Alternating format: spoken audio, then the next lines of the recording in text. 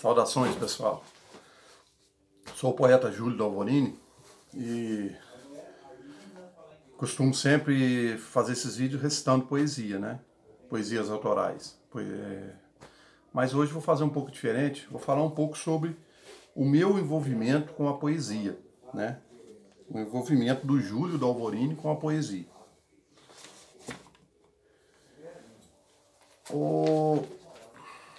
Há quase 30 anos eu venho desenvolvendo um trabalho, né, ligado à literatura, à poesia, né? Mas tudo começou, né? Assim, eu sempre me senti poeta, só que não conhecia poesia, não sabia o mundo da poesia, né? Porque eu venho de uma família humilde, né? Uma família de lavradores, e a gente morava no campo, né? Minha mãe e meu pai não tinham o hábito da leitura, em casa não tinha livros, é incrível isso, mas não, eles não gostavam de livros. E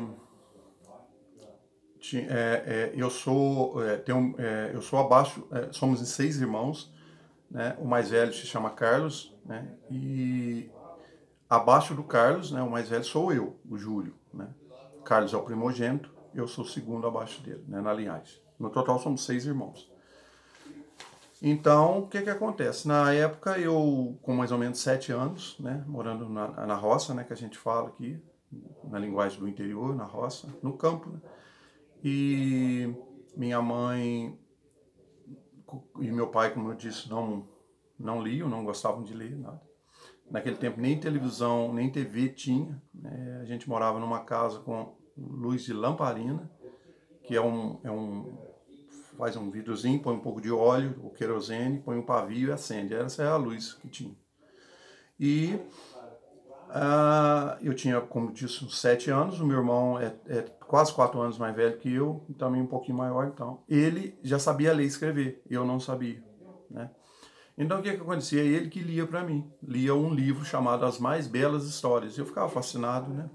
Falava que coisa interessante, cara, mas eu era apaixonado pelos símbolos, pela letra, além da história, né, que era maravilhosa. E eu falei, caramba, um dia eu quero não só ler, aprender a ler e escrever, mas também quero escrever livros, como esse, tão lindo que era, As Mais Belas Histórias. Então ele lia para mim, ele sabia que eu gostava. Então ele é um dos grandes incentivadores para que eu tenha, que graças a Deus, como eu disse, há quase 30 anos, vem exercendo esse papel, contribuindo como posso, né, para divulgar a poesia, né, e para espalhar essa coisa espiritual maravilhosa que é ser poeta, né? Então foi assim mas nem sabia que eu tinha algo a ver com poesia. Eu só sei que tudo que eu olhava era muito bonito, por exemplo, o céu era muito azul, as águas eram muito bonitas, a água do riacho, as árvores na primavera, nossa, que beleza, sempre gostei muito de flores. E tudo que eu via tinha algo de poético, né? De poesia, né? Fui crescendo, né? E a gente veio morar na cidade. Minha mãe se separou, a gente começou a passar por muitas dificuldades. Eu e meu irmão, a gente começou a cuidar dos irmãos mais novos, a trabalhar, né? Passamos a ser o responsável pela casa, né? Mas nunca deixei de gostar, de gostar de livros, de arte, né? Onde tinha música eu estava por perto.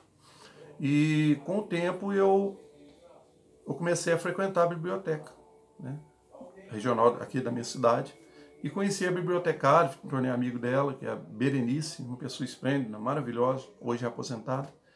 E ela se surpreendeu com o meio, com a voracidade com que eu procurava livros antigos. Eu olhava debaixo da prateleira, aquele livro mais antigo, mais empoeirado, e lá encontrava. E era um tesouro, porque foi assim que eu encontrei Dante Alighieri.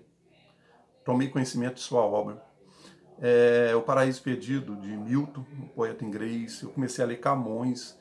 Eu descobri a literatura portuguesa, descobri um Fernando Pessoa, um Antero de Quental, um Essa de Queiroz. Eu descobri uma Frobela Espanca, um Mário de Sacarneiro, um Antônio Nobre, enfim. A poesia, a literatura portuguesa é a base da minha estrutura literária, porque foi ali que eu busquei, foi que eu bebi naquela fonte muito, né? E fui me envolvendo. Passei a ler também traduções, né?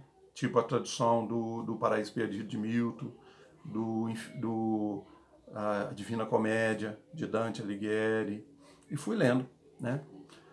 Eu quero deixar aqui um negócio interessante. Eu falo mais ou menos, escrevo mais ou menos o italiano, o castelhano, o inglês e o francês, mas não domino nenhum idioma. Então eu tenho muita dificuldade de falar nome de autores estrangeiros, porque eu quase sempre erro, né? Então eu já peço desculpa a vocês se eu errar algum nome de algum autor, que eu for citando autor estrangeiro e errar. Mas então, antes disso, eu quero falar um pouco sobre a minha relação com o jornal, né? Eu me envolvi com o jornal, isso lá pelo ano 2000, 2001, os jornais aqui da região, né? São jornais assim que na época eu escrevia crônicas, né? E poesia. Então eu participei de alguns jornais, eu contribuí com alguns artigos para jornais, né? Entre eles, eu escrevi para o jornal O Ofenense, que é um jornal aqui da minha cidade, é o primeiro jornal da minha cidade, né? Porque ele é bem antigo mesmo, ele foi, deixa eu achar, ele foi inaugurado em 1931, né? E os fundadores foram Amaral e Carneiro, né? Aqui o jornal O Ofenense. Eu escrevi muito para esse jornal, eu escrevia crônicas e poesia, né? Escrevi também para o jornal, eu vou achando aqui o nome, porque escrevi o Progresso, escrevi também para o jornal O Progresso, né? E para o Jornal dos Lagos, escrevi alguma coisa, poesia, né? O jornal lá fez uma homenagem para mim, contando sobre a minha vida e tal. O Jornal dos Lagos ele é maior, de alcance maior, né? Eu não sei ao certo até onde ele chega, né? Em nível de potência de divagação, aliás, de alcance.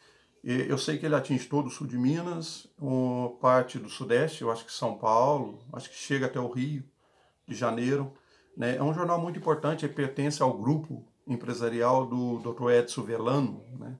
Falecido Dr. Edson Velano, que é o reitor da Unifenas, né? Da Universidade Unifenas, que hoje está espalhado para o Brasil, para muitas partes do Brasil, essa universidade. Ela é muito importante. E esse jornal, o Jornal dos Lagos, é uma ramificação, é um braço desse sistema empresarial, né, da Unifenas e do Edson Velano, Dr. Edson Velano. E eu escrevi lá, né, muitos artigos. Então, o meu envolvimento com a literatura já vem de algum tempo já, né? Na verdade, estou esquecendo, a minha descoberta como poeta. Eu me apaixonei por uma moça, né, na época, eu tinha uns 22 anos, e eu trabalhava no sacolão. E essa moça trabalhava também no sacolão. Ela ajudava no escritório, né, na parte administrativa. E eu como repositor. Mas eu encantei, ela se chamava Soraya, se chama, né? Hoje deve estar casada, tal, não vi ela mais. Mas o fato é que cheguei em casa, eu sempre fui muito tímido, não sabia, não me abria com ninguém e tal. De repente me vi com uma folha de papel e uma caneta. E escrevendo. Não sabia que estava escrevendo poesia, né, em forma poética, né. Escrevi. Quando a Berenice, essa bibliotecária, viu esse material que eu escrevi, ela falou: Júlio, você já prestou atenção no que você fez? Eu falei: não. Você escreveu em forma poética, né, em forma de poesia. Aí fui me atinar, né, que tinha a ver com poesia. Eu falei: caramba. Mas o meu primeiro poema foi feito para essa moça, a Soraya, né, aos meus 22 anos. Hoje já estou com 48, né, até a data atual. Então, aí comecei a me interessar em conhecer a vida dos poetas, né? Biografias. Eu fui estudar Mário Quintana, Carlos Drummond de Andrade, Vinícius de Moraes, fui conhecer os poetas, né, aqui da minha terra, os poetas inconfidentes, né, que é o Tomás Antônio Gonzaga, Alvarenga Peixoto, Cláudio Manuel da Costa, né? Enfim, fui conhecendo, aí sim fui me apaixonando cada vez mais pela poesia. Mas hoje posso dizer que a poesia sempre esteve presente em minha vida, na minha alma. Porque tudo que eu olho, eu vejo poesia, né? Por mais estranho que seja a visão que eu esteja tendo de uma paisagem, uma realidade na cidade, por exemplo, eu vejo e olho poeticamente. Então eu acho que esse dom a gente traz, vem com a gente já de nascimento, né? De nascença, né? E a minha história é mais ou menos essa. Eu sou o Júlio Dalvorini, poeta Júlio Dalvorini. Então esses são os jornais que eu escrevia, né? Na época, o Alfenense, né? Muitos artigos aqui, esse poema aqui, ó, que eu vou recitar agora para vocês. Eu deixei para recitar agora porque ele é muito importante. Eu o escrevi aqui, Ceia Cósmica. Eu escrevi em 2003 e foi publicado aqui nesse jornal O Progresso. Ceia Cósmica. Do fundo da alma, o grito fascinante surge, rompendo as pérolas do amanhecer. E sofre, chora, e nasce, e vive, tal qual um titã atirado ao precipício. A dor é cruel, dor de castigo. A fumaça se espalha e o mundo ressurge, com a mesma face do princípio. A última das almas carrega o cálice. E embaixo, uma criança de olhos tristes olha para a lua, que escorre ruidosa. São tantos tormentos e a carne é fraca, se ao menos ainda existisse a liberdade. O céu está rubro, algo ruge distante, e o medo lentamente absorve os clamores. Correr, fugir, buscar uma saída.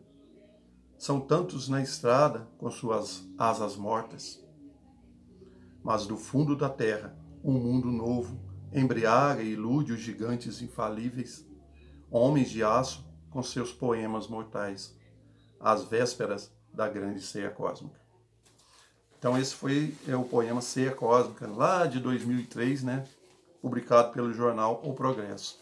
E era assim a minha vida, sempre publicando artigos, entre eles uma grande parte crônicas sociais, né, e cheguei, né, hoje eu fico até sem jeito de falar isso, porque parece que eles falam que quem escreve muita coisa sem valor, mas não, tudo que eu escrevo, graças a Deus, eu gosto, né.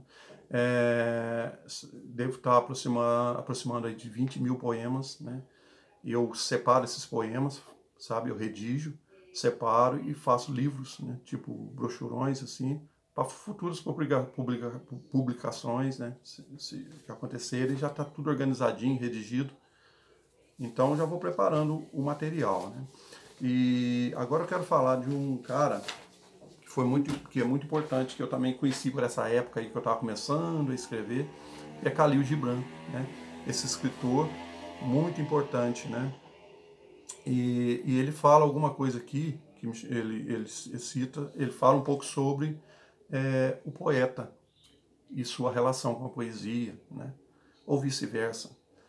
E esse trecho é assim: os meios de ressuscitar uma língua estão no coração do poeta, nos seus lábios e entre seus dedos.